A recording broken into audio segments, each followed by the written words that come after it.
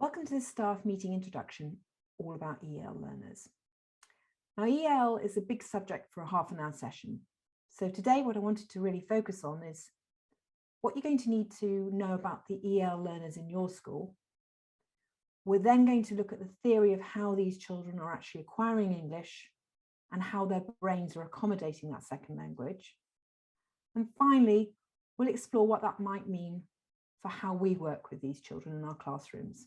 So I'll share some guidelines, some do's and some don'ts for supporting these learners so that you can help bridge their language gap. And it's really all about getting into the mindset of understanding the scope of the EAL challenge. And when we've tuned into that, we can then start to deliver better support. And I'm going to finish with a small task for you to do. So, who are our EAL learners? I've popped up the official DFE definition in italics. And it's clear when you read that definition that it's not about English proficiency. It's all about early exposure to a language other than English. The EAL pupil group is a very broad one. They're children coming from different languages, different cultures and backgrounds, and with varying levels of English proficiency. So it may be mum and dad that speak the other language. It may be just one of those parents, or it might be the wider family, granny and grandpa, for example. There may be more than one language in the family, and I can remember a particularly impressive plurilingual 4-year-old who had 4 languages under his belt: Japanese, Brazilian Portuguese, Norwegian, and English, all by the time he was 4. So our EAL learner might have just heard an occasional words in another language, or at the other end of the spectrum, it might be the only language that that family uses. The child might have acquired languages simultaneously, so with mum and dad speaking that language to them from birth, for example. Or they might have learned their second language sequentially, for example, learning Hindi first and then English. The children may be fluent or entirely new to English. And because EAL is such a broad term, we often divide into proficiency categories. So we have the first, the new to English, and these are often international new arrival pupils.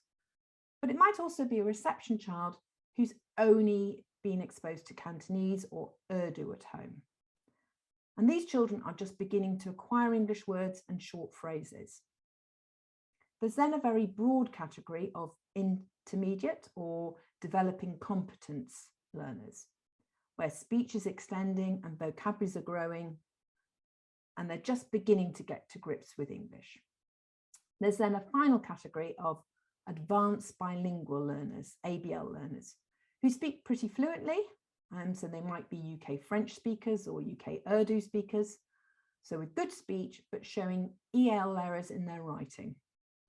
They also might have smaller vocabularies than their monolingual peers, and they may struggle with the more academic language or more topic-based language, and they also might have struggles with the higher order reading questions, so find things like comprehension is quite tricky. And so although our EAL group is a very diverse group, it's one that shares a common difficulty. And if we think about our own language learning, and I know some of you will be bilingual, but for most of us, it was hard enough learning just enough French or Spanish at school for a very basic and stilted conversation. But EAL children are not just learning a new language, they're doing all their learning in that language. And the learning and the language around them is constantly moving on. Their classmates are acquiring new and deeper vocabularies, more sophisticated syntax. So in effect, they're trying to reach an ever-moving target, a sort of impossible game of catch-up with their monolingual peers. And I think sometimes we're so used to multilingual classrooms that we underestimate quite what these children are facing and achieving. And we must remember how bewildering, how frustrating, how isolating and exhausting the experience must be, and recognise what an amazing set of learners our EAL pupils are, and particularly those children at the bottom of that proficiency scale, the new to English, the developing competence children. So, looking at the pandemic impact, the EAL children are a group of pupils that have been particularly hard hit as a result of school closures. They've not only experienced lost learning like their classmates, but they've also experienced language loss. Many have stopped speaking or hearing English. They weren't hearing you, their teachers, and they weren't hearing their classmates, and they weren't using English, their second language. And it was a particularly difficult time for children in those early acquisition stages. I had some children, and I'm sure you were the same, who didn't hear any English at all during the lockdown periods. And a lot of others where remote lessons were the only time they heard English. And research from the Bell Foundation shows that primary school children were disproportionately affected. And that's perhaps because these children are often at the earliest stages of language learning. In fact, in that study, 72% of primary teachers reported language loss, and also a significant number of children who'd even lost the confidence to speak in class or with peers. And there's a quote there from one of the teachers in the study saying how children had reverted to single word answers. And I really noticed that in some of my pupils after the first lockdown. Children who'd been able to tell their news or retell a story in some phrases and some sort of linked sentences had gone backwards. And when they returned to school, they didn't want to participate in class talk. And we were back to those single word answers. And research has shown us that the group hardest hit of all in the entire pandemic were EAL pupils from disadvantaged backgrounds. So we know that the disadvantage gap has increased as a result of school disruption. And we know that from the Education Endowment Fund and various other studies. And we know why that is. Pupils face challenges such as limited access to technology, cramped housing, lack of parents' availability or ability to help with learning, and all the factors that go with poverty and disadvantage. But as well as all the challenges that disadvantage brings, disadvantaged EAL pupils also experienced language barriers to their learning. And it's that sort of double effect, the disadvantage and the language, that has made the impact so big for these pupils. I think we can all think of examples of these sort of children who are so far behind from where they should be. There's another quote there from a teacher from the Bell study saying they've been left behind. So we've got a really big job ahead of us as teachers to get these sort of pupils back on track. And I think the starting point for working with EAL children and getting them back on track is language information. The more we know about our learners, the better we can support them. So take time to get the correct information from parents and get the EAL register right. And that's not just because there's a funding element to the first 4 years in schooling for EAL pupils, but because we can't address children's needs until you know their language information. Now, there can be a reluctance from parents to declare their EAL status, and Brexit hasn't really helped us here. But I think you can overcome this and show parents that there is no negative judgment and show how, in fact, you really value and celebrate language diversity. At our school, we speak about our children's language abilities and how proud we are of them at the new nursery meeting and also the new reception meetings. So just as parents are joining us. And we really reinforce that message. We're excited, we're proud of our children's language abilities. And at those meetings, we show our data capture forms, and we often fill in the language information at that initial meeting. And that simple act of telling parents how much we value their children's language abilities and showing them form and how to fill that information in has really increased the amount and the quality information we're getting from our parents. Language information also comes from good assessment. And we need good ongoing language assessment because language proficiency is the key to educational attainment. Now, that might sound really obvious, but a recent 5-year study from Oxford University has shown that proficiency can explain 22% of the variation in EAL pupils' achievement, compared to the typical 3 to 4% from factors such as gender and ethnicity and free school meal status. So proficiency is the biggest driver and by a huge margin. So the label of EAL is never enough information for us. We need to know more than this. We need to understand where our pupils are on that fluency scale so we can target our support at the right EAL pupils to get those lower levels up and improve attainment. Get information early. So don't leave a new arrival ages before baseline assessing. I mean, also don't do in those first 1 to 2 weeks when they're just settling in, but don't leave them a whole term before you see where they are on that fluency scale. And make your assessments, your ongoing assessments, meaningful. There are some great proficiency tracking systems out there like NACI and the Bell Foundation, but don't make those things that are just done in September and then July to see where they've got to, but make them something that's going to change rather than just mark progress. And when I've done this, I've often done at least twice, but maybe 3 times a year, the tracking systems. In October, when the child's settled into the new year, and then the tracker can give us clear language targets to work on for the first half of the academic year. And then again, we'd look in spring 1, early in spring 1. So you have the next set of language goals to work on in spring 2. And again, we might put our third one in summer 1. And then we'd be working in the summer terms on the next set of language goals. So make assessments early and meaningful. So let's look at the actual process of how a child acquires that second language. How are they going to actually learn English? Language experts use something called the dual iceberg or Cummins model to explain language switching.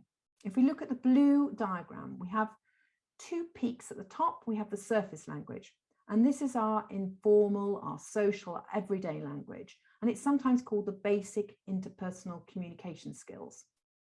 And that's a more straightforward language to acquire, and it takes about 2 years to become fluent. So under that surface language, we have the deeper, more formal language of learning and conceptual thinking. And that's often called the cognitive academic language proficiency. And it takes a lot longer to acquire and become fluent. We're talking 5 to 7 years here for this. And underpinning all that language switching is our actual conceptual learning and skills, sometimes called the common underlying proficiency or the funds of knowledge. And that all sounds really complicated because of the terminology we use. But all it means is if you have a concept in one language, you don't need to relearn it in another language. So if a child can tell the time in Igbo or Hindi, he can tell the time in English. All he actually lacks is the labeling in that language. And this is why it's important to remember that the skill might be already there in a child, but it's the language that's impeding it. And you might have to be a bit more creative and a bit more visual to access that skill that's there in the first and most fluent language. And it's also why it's important to maintain that first or home language. If you think how basic our own conversations might be in the little bit of French or Spanish or German that we know, you can see how you could limit a child's conceptual thinking by making them do it in their emergent language. So that's why we'd ask parents, for example, to discuss the water cycle with their children in their home language. And then we as teachers can add in the English words for rain and cloud and sea. So the conceptual thinking takes place in their first and most fluent language. And if we drill down a little bit further and look what's actually going on in the brain, we can see how hard that brain is working to juggle 2 competing language systems. And we can also see what benefits that effort is bringing. So on the left-hand side of the chart, we're going to look at the challenges of becoming bilingual first. And first thing to say is it's not a case that the other language is simply switched off or deactivated. It's actually a much more complex process. It's a process of continual language blocking. And blocking takes huge levels of linguistic control and processing. And speaking requires even more processing. It's much more complicated. A child needs to access their English lexicon, their English dictionary to find the word. They then need to find the right grammatical structure to place that word in, and then match the sounds and finally engage vocalization. So we can see there's absolutely loads going on when a child is speaking English, but is actually a native Hindi speaker. And we can really understand why the new to English children will often have that silent period when they prefer to watch and listen. And research has also shown us that bilingual learners have slower and less reliable access to the lexicons, their word dictionaries in both their languages. They have a lot of more tip of the tongue moments. And that's because their word libraries are just so much bigger. And they're also having to do more processing to find the words and know which language library to go to. So understanding all these challenges and difficulties, we as teachers need to give our EAL pupils more time to process and more vocabulary practice and prompts. On the plus side, the benefits on the right-hand side of the slide, a bilingual brain is really highly active. In fact, it's shown that language learning changes the actual structure of the brain. There's a greater density in the grey matter, and there's more activity in certain parts. And because both of a bilingual person's language systems are always active and competing, they're using an executive control system all the time to screen for which language is coming in and then to block the competing one. And this constant practice strengthens this executive control system. And that makes bilinguals really good at focusing, at discarding irrelevant information and task switching. And a bilingual brain is also one that's highly focused on language. It has a really acute sense of meaning from studying two different language systems. And this can be useful in the two languages, but it also can come into great use when they're learning new and different languages. So a bilingual brain is a really language specialist brain. And finally, there are lasting effects from the more sort of heightened workouts that these language brains are getting. And studies show that being bilingual or multilingual may maintain brain function for longer and delay effects from dementia or Alzheimer's. So in the longer term, there are fantastic benefits from being bilingual. But in the short term, and this is when we're working with these children as teachers really, and the child is in the process of acquiring that second language, it is really hard work and they're going to need a lot of help and a lot of support. But what sort of support is best for these pupils? How are we as teachers going to help them acquire and develop English in the classroom? And the first thing I'd say is a really great EAL classroom is a really great classroom. The changes that are needed for EAL pupils are not radical and different from good teaching practice. So getting it right for EAL children will always benefit all of the other pupils in the class. And the first principle is to have focused content. And having a range of English proficiency in the class really enforces this discipline, and it's well aligned with the new Ofsted framework. And focus means understanding exactly what the children need to know, this sticky knowledge with its target vocabulary, and ensuring that your priorities are all about making links and connections to embed understanding, and then regularly revisiting and retrieving the learning and its language so that it's firmly lodged in the child's working memory, and so it's remembered. And this content-focused approach is really great for our EAL learners. The second principle is to make learning accessible by making it more visual, more concrete, and more contextual. I've worked with a really great EAL class teacher who drew to illustrate meaning. So her lessons were very visual. She drew everything on the board. And another who used talk for writing in her science lessons. So we learned a water cycle story accompanied with gestures, and that really embedded the water cycle learning and made the children remember it through gesture. And I can remember my EAL Gold Star Award going to a reception PE lesson when children were moving in different ways and learning new vocabulary for that. So the teacher not only modelled creeping like a cat and leaping like a lion in the way that only a reception teacher can do, But she also used the large screen behind her to show clips and visuals of these new movement words. That lesson was totally accessible and really engaging for the EAL children, and she had a lot of new to English children in that class. So they learned the new moving words and they remembered them because they'd heard them, they'd seen them, and they'd done them. And of course, they'd had lots of fun doing it too. I've put a few visual ideas up here. In the middle, we have a word map for Dogger, and we use that to pre-teach EAL pupils in a sort of pre-read exercise. It was then used in class when reading the book, and then again later as a word mat on tables when activities were done with that text. There's a materials visual from science in the corner, and that was used for a sorting exercise and then on for a treasure hunt exercise. We've got a visual for phonics in the bottom right-hand corner. And phonics can be a really great place to teach new vocabulary. And at our school, we have the discipline of always accompanying words and phrases in phonics with pictures. There's also a visual from a Forest School recording sheet and a before and after writing frame from year 2. So you can see all of those are really visual and really accessible for EAL children. So think hard about how you could make your learning more accessible and more visual. When working with EAL pupils, the way you talk is also very important. So best practice is to use simple and repeated instructions. Don't change your wording, have sort of quite consistent instructional language. Break your tasks down and speak clearly and at a normal pace.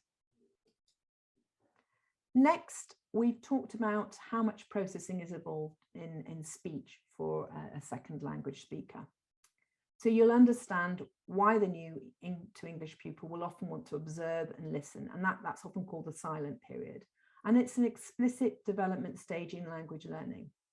So respect this period, you know why it's there, and look for non-verbal ways to include these pupils. They're not going to talk straight away. So how could you include them?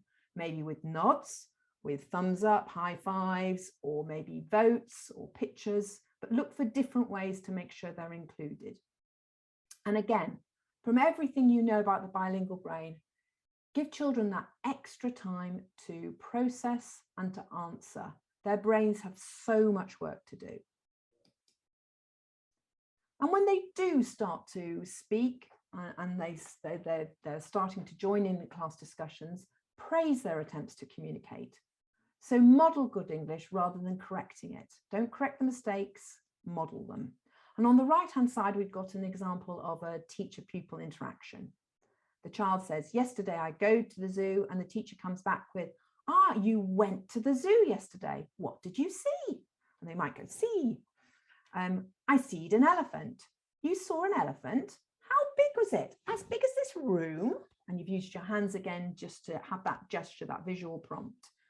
You're not correcting the mistake they've made in the past tense. You've just modeled the right tense word.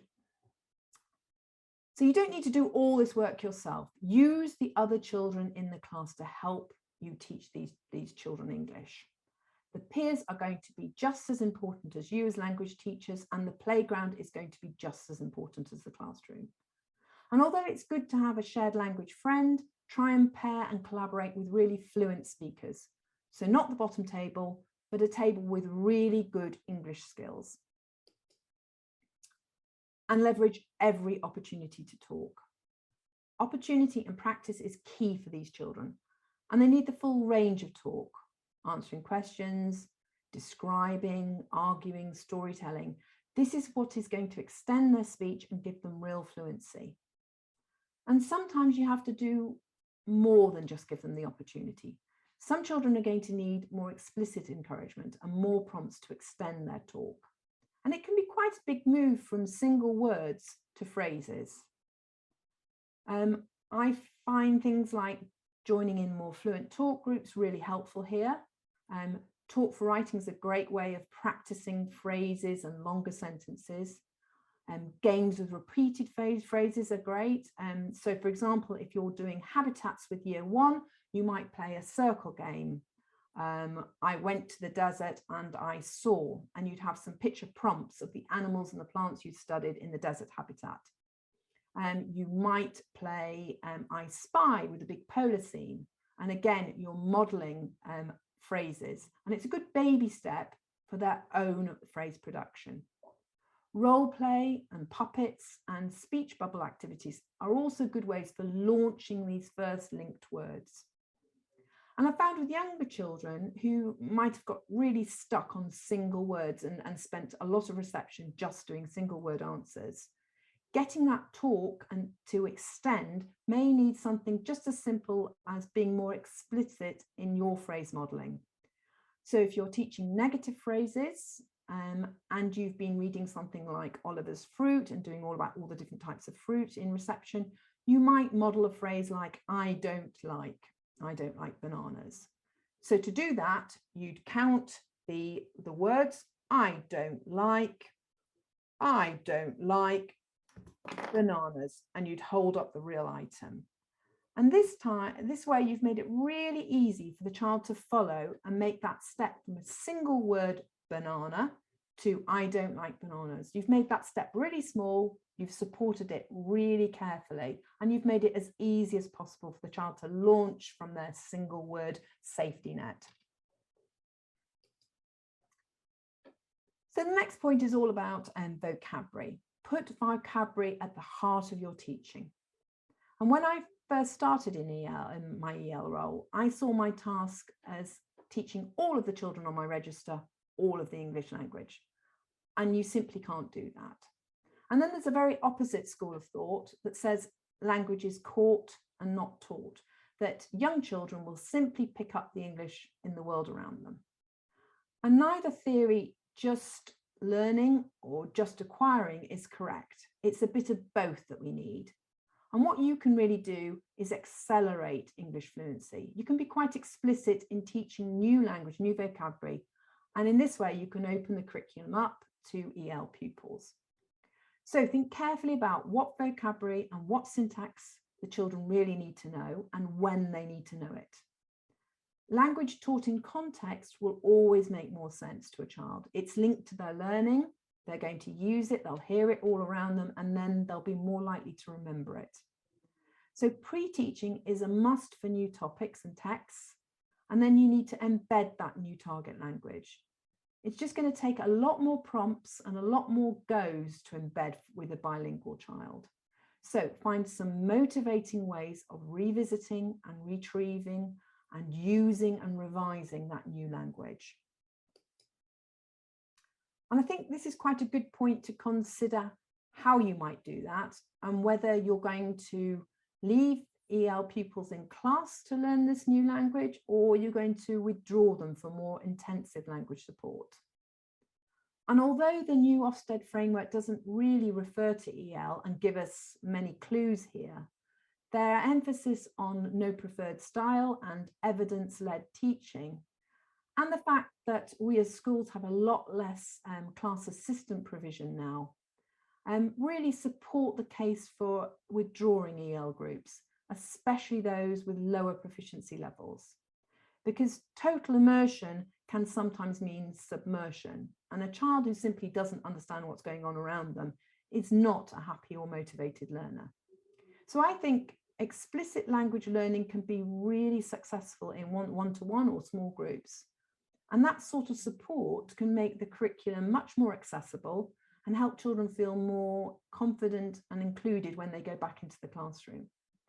However, there are some caveats here. Only withdraw children if you have a clear purpose, and the teaching must be curriculum linked, unless you've got a new to English child who needs just basic survival English. So think carefully when and how often you're going to deliver this support, so that the children still have their full entitlement to broad education. They're not always missing science or PE or geography. And don't take them out so much that they don't feel part of the class anymore, or they feel very different and picked out. So I think you can make a really strong case to an Ofsted inspector that a year 3 pre-teaching group outside the classroom with a trained assistant learning the language, for example, for parts of the body, is then a child that's very prepared for and able to access the broader science curriculum, the keeping healthy topic, for example, when they return to the classroom. The next point on this rather long EAL checklist is to try and ensure that the tasks you give your EAL pupils have content. This requires a bit of thought and creative thinking from you. So if we look at this next slide, it's called the Cummins quadrant. And it's a diagram that consists of two axes, one running vertically from cognitively undemanding to cognitively demanding tasks, or tasks that require a lot of thinking. The other axis is a horizontal one, going from visual or concrete or contextual and language accessible tasks to those that are far more abstract and conceptual and language rich. And the danger with EL pupils is that because of their language constraints, you give them work that sits in quadrant A. So simple copying, colouring, labelling, repeating tasks. And these might be tasks that are not age appropriate, and they're definitely tasks that aren't using the knowledge that they already have. You remember that funds of knowledge or the common underlying proficiency that sat at the bottom of our iceberg model. So we don't want these children just colouring in the corner. We want to ensure our tasks are in the C quadrant. They're language accessible, but they have real learning content. So things like hands-on science or maths, sorting or categorizing jobs done with real materials, contrasting sequencing tasks can be really visual. Things like storyboarding for text or emotion graphs or emojis or visual close exercises, or maybe writing supported with word maths or visuals. These are the sort of tasks that pupils with less English can access, but they're actually delivering some real learnings. The children are having to think. And finally, value that home language. We've seen how important it is to keep that fluency up to maintain the conceptual thinking. But it's also important for the child to feel their culture and their language is something that's valued and celebrated. They do have such a skill here. And don't forget to apply all the principles of clear communication with an EAL child to communicating with their parents. There are so many ways we can find communication from school. We can make it a lot easier for these parents. And in a minute, we're going to put that principle into practice. So I hope today's training, so I'll just go through that first 1 minute, sorry. Here we are. I hope today's training has helped you understand more about your EL pupils and how hard they found the school closures.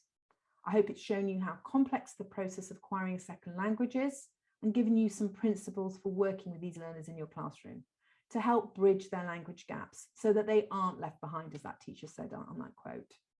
There's also a mini clip available about settling in international arrivals, which you might find useful. So now it's time for some work from you. The task is a year 1 homework task, and you're going to have a think about what might be tricky here for new parents. And we're really talking about some emerging English speakers here. I want you to look at how you could present this task in a more EAL friendly way to make it a lot more accessible for the parents and for the pupil.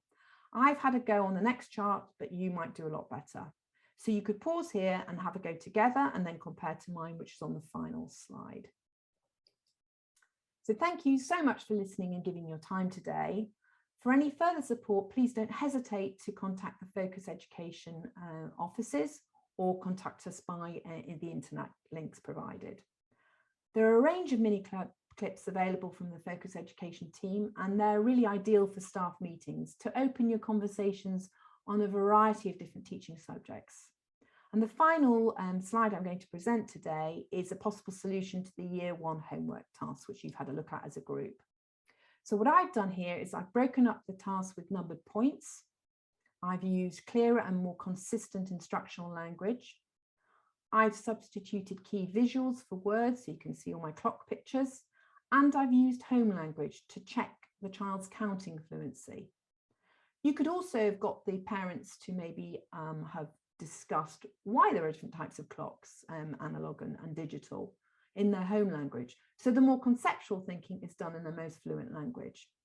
You could also bring counting to 12 in other languages back into the classroom, and that would help EL children become the experts. They'd be teaching their peers their own language, and it would also show that you as a school really valued languages other than English. So I'm sure you've done some great ideas as well. Thank you again for listening, and I hope you found the training today useful.